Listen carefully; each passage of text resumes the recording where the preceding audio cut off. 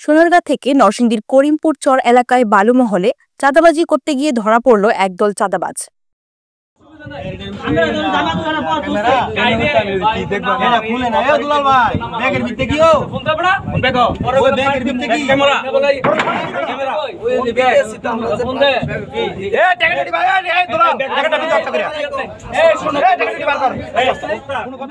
আজ সকালে তারা দুটি স্পিডবোট নিয়ে সোনারগাঁ থেকে করিমপুর কাইয়ুম মিয়ার বালুমহলে যায়।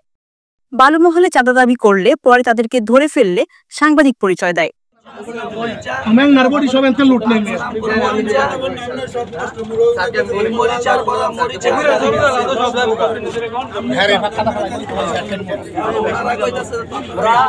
এই সময় এলাকাবাসী তাদেরকে আটক করে পুলিশে খবর দেয়।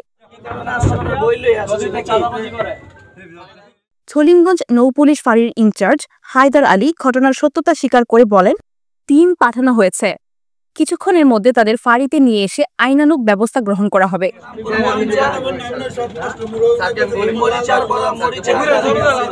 আনোয়ার ফুজিয়াশা, নিখাত খবর, ঢাকা।